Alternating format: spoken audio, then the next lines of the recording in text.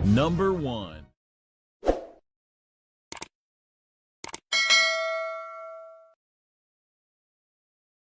مصیبت کو دور کرنے کے لیے اذان کہنا یہ سنت سے ثابت ہے یا سنت سے ثابت نہیں ہے؟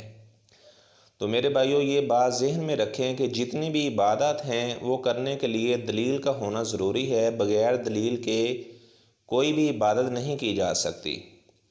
اذان جو ہے یہ ایک عبادت ہے، اور یہ نماز کے لیے آپ صلی اللہ علیہ وسلم نے اسے مشروع کیا تھا۔ ایک صحابی نے خواب دیکھا، فرشتے نے اذان سکھائی، اور حضرت عمر بن خطاب رضی اللہ تعالیٰ عنہ کو بھی وہی خواب آیا جو عبداللہ بن زید بن عبد ربی رضی اللہ تعالیٰ عنہ کو آیا تھا۔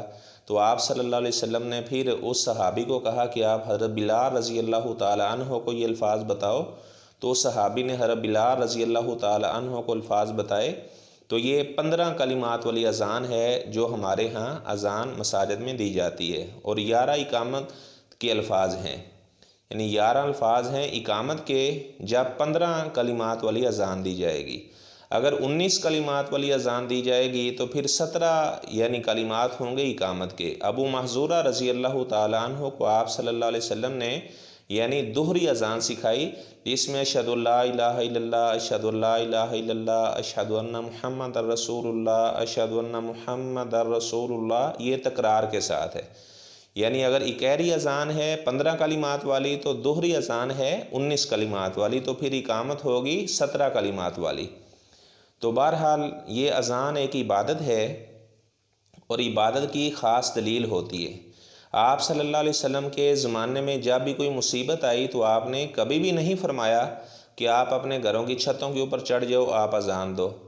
حضرت عمر بن خطاب رضی اللہ تعالیٰ عنہ کے دور حکومت میں طاعون کا مرض پھیلا، تو انہوں نے ابو عبیدہ بن جراح رضی اللہ تعالیٰ عنہ کو یہ نہیں لکھا کہ آپ لوگوں سے کہیں کہ وہ اپنے گھروں کی چھتوں پہ چڑھ جائیں، یہ مصیبت ہے، عذاب ہے، اس کو دور کرنے کے لیے اذان دینی چاہیے، یہ انہوں نے ایسا نہیں کیا۔ ایک صحابی سے بھی اس طرح ثابت نہیں ہے کہ مصیبت کے وقت انہوں نے اذان کہلوائی ہو یا یہ کہا ہو کہ مسجد کے اندر اذان آپ دیں، ایسا بالکل ثابت نہیں ہے، ایک دلیل بھی موجود نہیں ہے۔ 3 روایت پیش کی جاتی ہیں، 2 تو الموجب الکبیر کی ہیں، وہ بھی سخت ضعیف ہیں، اور اسی طرح ایک روایت ہے مصنف عبد الرزاق کی، وہ بھی سند کے لحاظ سے انتہائی ضعیف ہے۔ تو میرے بھائیوں، بدعت والا کام کرنا، اس سے آپ اندازہ لگائیں کہ عذاب اللہ کیسے دور کر سکتے ہیں۔ آپ صلی اللہ علیہ وسلم ہر خطبہ جمعہ میں یہ الفاظ پڑھا کرتے تھے، کل محدثۃ بدعہ، دین کے اندر ہر نیا کام بدعت ہے، وکل بدعۃ ضلالہ، اور ہر بدعت گمراہی ہے، وکل ضلالۃ فی النار، اور ہر گمراہی آدمی کو جہنم میں لے جانے کا باعث بنے گی۔ اور آپ صلی اللہ علیہ وسلم نے فرمایا، من احدث فی امرنا ھذا ما لیس من فہو رد، جس آدمی نے ہمارے دین میں نیا کام ہی جاری کر دیا، نئے کام کا اجرا کر دیا، آپ صلی اللہ علیہ وسلم نے فرمایا وہ مردود ہے، اس کام کو ایکسیپٹ نہیں کیا جائے گا۔ تو میرے بھائیو، اذان اس کے علاوہ بھی بعض مواقع پہ ثابت ہے۔ نومولود بچے کے کان میں اذان دینا یہ سنت سے ثابت ہے، اجماع ہے اس بات پر، یعنی امت کا عمل چلا آ رہا ہے۔ اسی طرح یعنی اگر کوئی آدمی مسحور ہے، جس پر جادو ہوئے ہے، تو اس کے کان میں بھی آپ اذان دے سکتے ہیں شیطان کو بھگانے کے لیے، اس کے کان میں اذان کہہ دیں یا اس کے پاس اذان پڑھ دیں، تو جب اذان پڑھی جاتی ہے تو وہاں سے شیطان بھاگ جاتا ہے۔ تو بہرحال یہ اذان اس طرح دی جا سکتی ہے مسحور کے پاس، یا اس طرح نومولود بچے کے کان میں۔ اس کے علاوہ اذان آپ صلی اللہ علیہ وسلم نے مصیبت کے وقت کسی کو کہا ہو کہ آپ اذان دو، یہ سنت سے ثابت نہیں ہے۔ اور دین کے اندر جو بدعت ہے یہ بہت بڑی گمراہی ہے۔ اللہ تعالیٰ نے بدعتی آدمی سے توبہ کا دروازہ ہی بند کر دیا ہے، حالانکہ توبہ کا دروازہ کھلا ہوا ہے، سب کے لیے کھلا ہوا ہے، بدعتی بندے کے لیے توبہ کا دروازہ بھی بند ہے۔ آپ کہیں گے وہ کس طرح؟ کیونکہ آدمی توبہ کب کرتا ہے؟ جب کسی کام کو گناہ سمجھتا ہے۔ تو جو بدعتی آدمی ہے وہ تو اسے گناہ سمجھ نہیں رہا، وہ تو عبادت سمجھ کے کر رہا ہے، تو وہ آگے سے کہتے ہیں جی ہم تو اچھا کام ہی کر رہے ہیں نا، یہ اس میں یہ تو اچھی بدعت ہے۔ تو جتنے بھی بدعات ہیں وہ بری ہوا کرتی ہیں، ضلالہ ہی ہوا کرتی ہیں، قبیحہ ہوا کرتی ہیں۔ آپ نے یہ حدیث نہیں سنی؟ 3 صحابی آئے ام المومنین حضرت عائشہ رضی اللہ تعالیٰ عنہا کے پاس، انہوں نے آ کر پوچھا آپ صلی اللہ علیہ وسلم کی عبادت کے بارے میں۔ تو ہماری ماں نے بتایا آپ صلی اللہ علیہ وسلم رات کو سوتے بھی ہیں، عبادت بھی کرتے ہیں، آپ روزے رکھتے بھی ہیں، روزے چھوڑتے بھی ہیں، اور آپ صلی اللہ علیہ وسلم نے نکاح بھی کیے ہوئے ہیں۔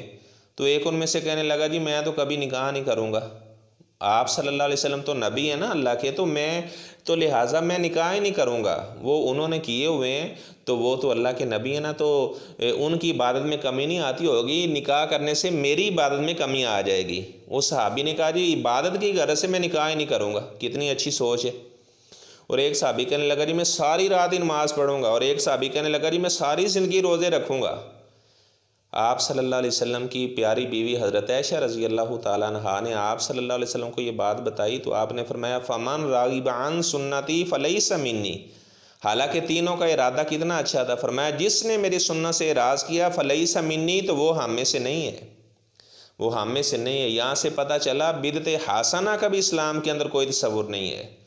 تو جتنے بھی بدعات ہیں میرے بھائیوں ان سے اجتناب کرنا چاہیے۔ ہاں یہ مصیبت کو دور کرنے کے لیے طریقے آپ صلی اللہ علیہ وسلم نے بتائے۔ الصدقۃ ترد البلاء، صدقہ کرنے سے اللہ تعالیٰ مصیبتوں کو دور کر دیتا ہے۔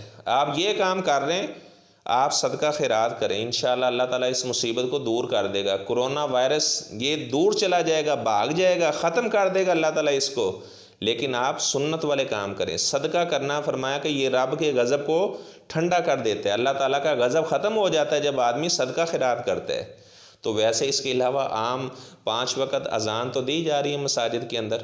ہاں آپ ایک چھٹی اذان بھی جو حضرت بلال رضی اللہ تعالیٰ عنہ کہا کرتے تھے تو وہ آپ اذان دے سکتے ہیں، جس سے پتہ چل جائے جی اب تہجد کا وقت ختم ہونے والا ہے۔ جو قیام کر رہا ہے اسے پتہ چل جائے کہ اب دوسری اذان جو ہے طلوع فجر والی وہ ہونے والی، اس اذان کو آپ کہہ لیں وہ سنت ہے۔